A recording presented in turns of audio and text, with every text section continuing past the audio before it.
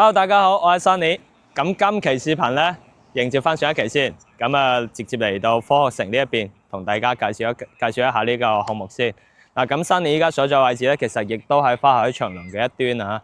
咁上次視頻都講咗啦，成個花海長廊14公里咁長啊嘛。咁我哋依家睇嘅呢個科學城，就係我右手邊嘅位置。其實佢亦都喺花海長廊呢一個位嘅。視頻大家都見到，其實成個科學城咧，主體已經全部起好細㗎啦。咁我哋係叫做現樓發售。咁開始上去示範單位之前咧，答大家幾個疑問先。咁好多朋友咧睇咗嗰一期視頻，有私信 Sunny 問 Sunny，喂，點解科學城個價錢咁平？有冇咩蠱惑？係啦。今期就回應翻大家。首先佢依家嘅開價26,000、27,000呢個價錢，響得橫琴島入邊，其實已經係非常之平㗎啦。已經係講緊二手價嘅一半，你可以入手橫琴嘅一手樓。咁點解佢咁平呢？咁其實有幾個原因嘅。首先第一個點，佢嘅位置，因為科學城呢一個位咧，其實佢唔係咁好嘅，因為我哋係去到橫琴島嘅最西北向㗎啦，即係呢一個位咧，其實遠離咗我哋俗稱嘅一個叫做中心位啦。咁中心位一定係講緊考旺嗰個位置啊嘛，係咪先？但係咁都好啦，你自己去計翻條數，你一出口岸5分鐘車程可以到嘅地方，二手價錢4萬幾。咁如果你一出口岸揸車15分鐘嚟到科學城呢個位置，一手樓26,000、27,000呢個價錢，你覺得吸唔吸引啦？而且成個橫琴島佢真係唔大，你揸部車基本上我諗下40分鐘兜埋成個島，所以其實你去到邊個位，我覺得都唔遠嘅。但係呢個位呢，就變成導致佢嘅單價會低啲啦。咁第二點就係佢嘅一個實用性唔係好高，因為佢呢一度呢，我哋所有嘅商業配套，到時萬達入場去做嘅所有商業街啊，加埋有15萬平方米嘅一個叫做商業提供俾到大家，所以變成佢嘅一個商業面積大咗啦，公攤自然就大，所以佢入邊嘅單位咧就唔會有咁實用嘅。第三個點就係講緊佢依家科學城呢一邊，除咗呢12棟住宅之後，佢唔會再有其他住宅啦。咁其實喺好多人嘅思想當中，你覺得喂，你得12套啫喎，佢到時二手放盤會唔會難呢？咁其實你由兩個方面去睇啦。第一個方面，盤少事實會變成你周邊冇任何樓盤可以做一個對比，即係佢冇一個可比性啊，所以變成你睇唔到佢到時一個二手價錢點樣去衝擊佢，係咪先？呢個係一點。第二個點咧，你要往一個好嘅方向去諗咧，成個科學城383萬平方米嘅建面，咁我哋1、2期係作為一個叫做產業中心啦。咁到期時呢啲人係咪要住先？咁雖然我哋會有一個叫做人才配建房，但係佢係遠遠唔夠嘅。咁變成你呢一度可以自由買賣嘅住宅咧，到時係非常之吃香嘅。所以睇你點樣去睇呢件事咯。發展商會按照翻大家嘅一個叫做意願啦，嚟到去定價，所以變成佢依家嘅價錢可以做到26,000、27,000啊。咁呢個價錢其實擺喺橫琴嚟講咧，我覺得真係非常之抵買㗎啦。係啦，咁加上咧，其實依家你要清楚一組數據，就係成個科學城佢入駐嘅，佢唔係單單一家企業，佢係承接咗呢一個橫琴未來10年甚至乎係20年嘅一個主要產業方向。因為依家橫琴打造係一個叫做智能島嚟㗎嘛，咁我哋依家最重要嘅幾個產業全部分佈響西北呢一邊嘅，即係萬洲呢一個位。譬如我哋一個中醫藥研發啦、AI 研發啦，以及我哋嘅一個叫做新能源研發，全部響晒呢個位置，所以佢未來會即將係要入駐嘅人口係越嚟越多嘅。咁我哋依家所在售嘅單位咧，只有12棟住宅，但係呢12棟當中咧，只有6棟可以賣嘅，有6棟係政府保有嘅一個單位嚟嘅。咁我哋再售6棟單位咧，只有568套，係非常之稀缺㗎啦。咁如果你想要即係做橫琴業主嗱聲啦。因為依家所有橫琴島加埋嘅物業咧，真係唔多，即係住宅嚟計啊，公寓就非常之多啦。但我諗有住宅你一定買住宅㗎啦，因為佢依家基本上係叫做公寓價錢買住宅㗎啦。咁我哋就事不宜遲，先入去售樓部睇一睇咩料到先，跟住再上示範單位。Let's go。分為3期去開發啦，就係我哋呢個區域喺叫做創新製造產城區呢度。咁我哋打造嘅目的咧，為嘅就係將我哋呢度嘅嗰啲成個橫琴成片區嘅產業集中為一齊呢度，因為橫琴目前咧係冇一個成片區上下游產業一直就一齊聚集去發展嘅片區。咁所以咧，我哋成個項目呢度咧做得特別大，成個項目嘅佔地咧就去到72萬方，總建面383萬方嘅，投咗600個億喺度，一共咧有108棟樓，一共喺我哋科學城3期嘅，成個項目冇任何一個咧有咁大規模嘅一個投資。咁而其中咧，科學城2期同3期咧做嘅就係我哋咩產業咧？3大主導產業，包括我哋嘅智能科技啦、我哋嘅國際教育啦，同埋我哋嘅嗰個跨境貿易3大板塊嘅。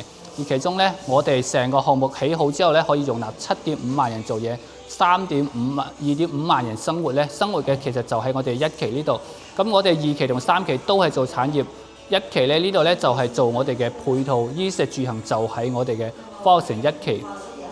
咁我哋其實可以睇翻我哋沙盤呢度咧，呢度就係我哋成個科學城1期嘅沙盤。我哋而家位置就喺呢個地方，成個項目咧有7個地塊咁多嘅。咁我哋呢度咧商品房咧呢度一共咧就有12棟。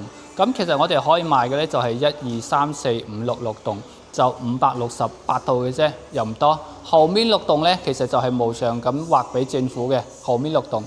然之後咧，我哋後面仲有14棟項。只租唔賣嘅服務式嘅公寓6581套嘅，6000幾套嘅公寓。咁其實我哋呢度已經逐步交付嘅啦。呢一棟咧已經全部住滿晒，然之後而家都仲有好多人喺度等緊。所以今年我哋預計仲會再開加推2棟，明年預計就會全部就租滿晒㗎啦。租價幾多？租價嘅話咧，佢會從999到2001不等，因為佢主要係小面積為主，35方、45方、55方。一層20幾套嘅為主嘅，咁而其中呢度咧有21棟嘅呢個商業別墅啦，同埋我哋呢度仲有保育園同幼兒園，成個項目保育園其實就得我哋呢度嘅咋，為嘅就係到時啲年輕嘅啲科研工作者咧，即係生嘅小朋友，即係1歲幾就可以送過嚟呢邊去返學㗎啦。呢度咧就有我哋嘅5星級酒店華邑酒店就已經簽約㗎啦，咁到時建好就直接可以投入運營。咁而家我哋成個項目嘅小區咧，係我哋嘅3樓嘅一個叫做空中花園，而其中咧我哋1樓、2樓係屬於我哋嘅商業咯，商業樓下就有6.4萬方嘅集中式嘅商業，而其中都會通過2樓嘅平台連接其他幾個地塊。呢個地塊連接嘅就係我哋到時都會交俾政府嘅，到時呢度有嗰啲農貿市場啦，然之後我哋啲社區醫院啦都會喺呢度，然之後呢一邊咧就通過連廊連接我哋嘅酒店地塊嘅商業，2.5萬方嘅街區式嘅嗰啲逛街嘅嗰啲商業。咁我哋全部商業加埋咧係有10萬方嘅商業嘅。咁以後喺呢度咧衣食住行咧就係直接喺樓下就可以滿足得到，衣食住行啊、睇電影啊、shopping 啊就喺樓下，唔使去第二度。咁我哋而家咧就係賣主推，即係最早期主推就係4棟，而家4棟賣到7七八八嘅啦。得2個戶型，94方，2房2衛雙套間，以及我哋99方嘅呢一個就係3房2衛嘅。咁3房呢個咧就屬於邊位嚇，270度無遮擋視野，一線睇江景嚇，一線睇江景嘅景觀。樓下呢度咧就係我哋嘅10里花海長廊。然之後旁邊呢度就係我哋嘅3號驛站，而家週6週日全部已經停滿車，即係人哋第度可能真係開幾十公里過到你屋企樓下玩，我哋直接落樓下，即係過到呢度可以搭個帳篷啦、露個營啦，樓下就可以滿足得到啊！我哋將工作同生活可以話結合埋一齊嘅。咁而家我哋而家就加推12月份加推就係我哋2棟同我哋4棟嘅戶型係一模一樣嘅，戶型都係一模一樣。咁我哋就上咗4棟嘅26樓，先睇呢一隻94平方嘅。咁呢一隻咧，其實我哋係做咗一個2房2廳2衛嘅設計。咁間隔一陣間先睇，先嚟露台呢個位置咧，俾大家睇一睇我哋現有一個配套先。因為其實成個1期咧121萬平方嘅建面咧，大家見到全部都已經係好晒㗎啦。即係呢啲係全部實打實做好俾大家嘅。依家就只差前方嗰個5星級酒店未起好嘅啫。嗱，咁講翻呢一點啦，再同大家細翻下佢嘅一個商業組成部分。嗱，我正前方大家見到紅色屋頂嗰度咧，有成12座嘅商業別墅，咁佢到期時係會做翻一個類似富華里咁樣嘅一個街式嘅商業區啦。跟住我哋響1期12棟住宅樓落邊，咁我哋 total 係有1到2樓嘅商業即係商場啦。成個建面咧係去到6萬平方米嘅，即係其實喺呢一個科學城嘅一期入邊，我哋可以俾到大家一個商業配套嚟講咧，係去到10萬平方米㗎啦。而且我哋依家講緊所有嘅商業地係全部由萬達集團去招商嘅。咁萬達做呢一個商業管理嚟講咧，大家都有一定嘅信心㗎啦。但係你再睇翻，其實94平2房嘅單位咧，佢係望到成個小區嘅園林景，包括啲樓景啦。跟住有啲罅嘅位置，其實都望到海景嘅，係啦。因為喺我哋呢個攝影機嚟講咧，就影唔到咁清晰嘅。但係你喺現場睇咧，都可以望到些少嘅海景。嗱，但係94，你再睇翻內廊啦，露台位置其實都唔算話好大，因為呢個盤咧，佢嘅實用性嚟講，其實並不是那麼高。因為點解咧？我哋成個商業係做咗好大嘅一個部分，所以佢嘅公攤會大啲，變成你睇呢個單位嘅內廊咧，佢唔會好實用嘅。但係樓底嚟講會比較高。嗱，94呢個廳嘅開間都算還可以，同埋個樓底咧，我哋未裝修之前係3.15米嘅，裝完之後咧係可以去到3米嘅正高俾到大家。因為你如果喺市場上邊正常嘅住宅單位嚟講咧，基本上只可以做到2.9米或者2.95米度嘅啫。嗱，再繼續睇落去，呢個客廳對出嚟嘅餐廳位咧，其實94方我哋都係預咗俾你4到5個人居住嘅啫，所以都係做一個4人餐台，同埋個廚房位置嚟講，其實都算還可以吧。係啦，一字型嘅廚房，咁兩邊呢啲櫃咧，我哋全部都係做好晒㗎啦。包括咧94，其實我覺得佢有啲好嘅地方咧，有個生活露台啦，即係你咁樣喺個生活露台擺晒衣機晾衫，而且一打開都通到風啊嘛，所以其實成個廚房位置我係算比較滿意嘅，因為佢所有間隔嚟講咧都算做得比較好。跟住咧比較有特色嘅一點啦，如果中意小房間多洗手間嘅朋友咧，呢個單位一定要睇啦。左右兩邊飛機戶型，呢邊係一間套房，呢邊亦都係一間套房，由呢個主人房睇起啦。咁主人房入到嚟嘅話咧，我哋呢一排嘅衣櫃其實都係有預留咗位置俾大家嘅，咁就需要自己做啦。對入去嘅話就主人房嘅一個洗手間位置，再入翻嚟睡房空間。但係其實講真嗰句啊，94平方，佢呢個設計咧，設計師係用咗少少心思嘅，1.5米嘅床，跟住咧再斷咗一橛。正常嚟講咧，我哋呢個房間嘅床係要擺到1.8米床啊嘛，因為始終係主人房，你個長度去到呢個位度咧，所以其實佢唔係好闊嘅啫。但係佢有個好處咧，就係呢個落地玻璃係一個 L 型嘅，成個睇落嘅話會更加有質感啦，更加舒服嘅，採光面會更加廣，係啦。但係你擺到即係正常嚟講咧，我哋擺到1.8米床，1.8米2米床之後咧，三邊落床位都做到，而且衣櫃位置咧都有所預留嘅，所以其實呢間房唔會話好細，係啦。再過翻嚟呢一間其實可以作為即係仔仔女女嘅房間啦，或者客房啦。嗱，我哋嘅設計咧就係咁樣做嘅，做咗2個定制床，呢邊擺一個床位，呢邊又再擺一個床位，因為佢成個房間咧就好方正嘅，佢塞唔到乜嘢位置，而且我哋係利用咗呢一個飄窗台位置，定製咗一個榻榻米。如果你話人數唔多嘅情況下，呢個床位足夠㗎啦。呢一邊我哋可以設計作為一個叫做衣櫃啦，或者書枱嘅位置，跟住再入翻去咧就我哋可以作為公共洗手間或者呢間房間嘅套廁嚟㗎啦，係啦。咁呢一隻94平方2房2廳2衛，總價為翻244萬到。咁如果按照首期嚟講咧，40萬有走，係啦。咁依家現時橫琴住宅有呢個價錢都係好抵㗎啦。接下嚟我哋睇多間大啲嘅99平方 ，let's go。OK， 呢一隻99平，咁其實相對嚟講咧，最大嘅 size 99，佢嘅入戶會更加嘅有一個獨立性，即係對比94嚟講，而且咧，我哋呢一邊做咗一個非常之通風嘅採光整啦，即係你入到嚟其實係乾爽嘅，特別係南方啦，回南天嗰陣，其實呢個位我覺得幾好嘅。跟住再入翻嚟咧，99嘅門口，咁其實99平方咧，佢同94爭咗5個方度嘅啫，但係我哋呢個做咗3房2廳2衛。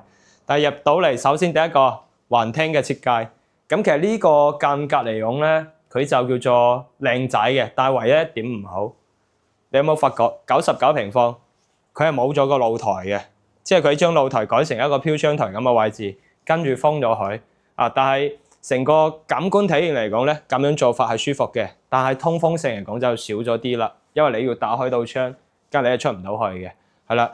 但係如果撐喺一體嘅呢個客廳嚟講，其實都唔算大，即係我哋勉強4-5人居住係冇問題嘅。呢個位咧，我哋可以間少少位置出嚟，作為一個餐廳位置啦。後邊就係一個活動空間嚟㗎啦。跟住攝影師呢一個位咧，其實發展商都係做咗一排嘅餐邊櫃嘅。咁其實呢個設計我覺得係比較 enjoying 嘅，因為你中意飲咖啡嘅朋友咧，有啲咁嘅櫃咧，其實幾好嘅，係啦。但係相對嚟講，我哋99平方對比94嚟講咧，廚房少咗啲。因為你有冇發覺佢都係一字形嘅廚房，但係咧佢少咗呢一排，呢一邊係牆嚟㗎。咁啱先99咧，兩邊都有櫃同埋一個灶台㗎嘛。咁呢一邊咧就比較少嘅位置啦，即係一個灶台、抽油煙機啊，跟住一個叫做書道碗櫃，冇地方㗎啦，所以比較細。但係同樣佢都會有翻一個叫做生活露台嘅位置咧，可以俾大家睇下嘅。因為廳冇露台，呢度有個露台咧，其實打開都會通到風嘅，即係後果會好啲，係啦。99咧，我哋休息區做咗3房2廳2衛。首先第一個就係我哋一個公共洗手間位置啦，咁就做咗一個兩電式嘅一個設計啦，咁其實都算 OK 嘅，係啦。再入翻嚟就係有2間房嘅位置啊，呢個位咧係2間房嚟嘅，左右兩邊。嗱，先睇呢一間先。咁其實呢啲房間嘅間隔咧，我更加認為佢係夾硬做出嚟嘅。你睇下，咁少張床一瞓落去已經冇位㗎啦。呢個位置可能勉強擺個細細哋嘅衣櫃啦，係咪先？但係咧，呢個樓盤你就係咁樣嘅，你一定唔可以追求佢嘅一個叫做實用性。嗱，第2間房都係做咗一個咁嘅設計啊，咁嘅兒童房嘅 feel 啦，係咪先？但係有個好處就係呢間房間有個露台，行出去露台，我哋望到成個景係開揚嘅，非常之開揚啊。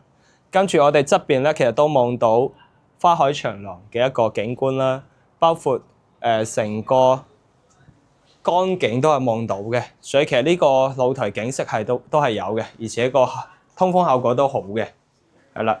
再入翻嚟嘅話就係我哋主人房嘅空間啦。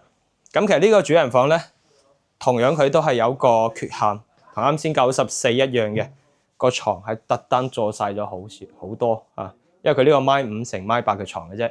正常我哋擺米8乘2米嘅床，其實佢嘅空間都足夠嘅，只不過咧呢啲位設計師冇諗到嘅啫，有差唔多成30 cm 嘅一個空間喺度嘅，其實都做到嘅。同埋飄窗呢個位置，我哋望出去咧，都係見到我哋嘅花海長廊啦，以及我哋一個江景同埋一個將軍山嘅景係 OK 嘅嚇。側邊嘅話就係主人房嘅一個洗手間啦，係啦，都係做好乾濕翻嚟俾到大家嘅。咁呢一隻99平方嘅單位，我哋做咗3房2廳2衛啦。咁我哋嘅一個總價嚟講，大約就去到257萬左右。咁你首期其實圍翻，我哋都係講緊40零萬啦，去搞掂噶啦。但係現時嚟講，呢個樓盤，我覺得係成個橫琴島嚟講，佢嘅住宅價錢佢算係最低噶啦。因為你要去睇翻，如果我哋近住口岸嗰一頭，二手嘅住宅價錢均價嚇，去到4萬幾打上，即係類似華發首府、悅府啦、悅天地啦，包括中海名傳啦，基本上4字頭嘅啦，即係二手價錢。但我哋呢個位置去到橫琴口岸，講緊揸車15分鐘左右，係啦。咁佢嘅價錢咧係二手嘅一半到啊，所以佢係有一定嘅性價比嘅。而且咧，佢呢個發展商唔係話細發展商，佢係屬於我哋嘅珠江集團，即係一個央企啦。跟住我哋樓下嘅所有商業全部交俾萬達去做嘅，所以佢呢一邊嘅營造到一個商業範圍嚟講會更加好咧。包括嚟緊我哋1期2期，佢會有自己一個產業區，因為呢個片區咧其實係屬於萬洲濕地公園呢一邊嘅。咁我哋打造嚟講咧係以一個中藥谷啦，以及我哋 AI 同埋我哋嘅一個叫做新能源研發為主嘅。所以你住得呢一片區嘅人群，基本上嚟講咧質素都係偏高嘅，因為佢係把控咗未來10年甚至乎係20年橫琴即將要打造嘅一個主要產業方向，就喺呢個片區。所以嚟緊佢呢一邊入住嘅人群會更加高端啦，同埋咧住宅係非常之有限嘅。啱先開頭都講到啦。我哋成個1期、2期、3期加埋所有建築面積去到383萬平方米，但係咧你要記得一個數據就得㗎啦。呢一個樓盤咁大都好啦，我哋住宅只有12棟嘅啫。呢12棟當中有6棟係唔俾賣嘅，係要俾到政府嘅。咁意味着我哋只有6棟單位可以賣，6棟單位我哋全部加埋起身568套，即係叫做賣一套少一套㗎啦。所以佢係非常之稀缺嘅。哪怕你依家睇翻成個橫琴嘅住宅都係好稀缺嘅。依家橫琴住宅你除開二手嚇，一手保有嘅市場庫存量咧只有107套嘅啫。所以你再加埋呢500幾套，其實貨量真係唔係好多嘅啫。所以有興趣呢個樓盤嘅朋友啦，可以私信Sunny。如果你想實地睇一睇呢個樓盤咧，亦都可以私信Sunny好嘛？咁我哋今期視頻就分享咁多先，下一期再見，拜拜。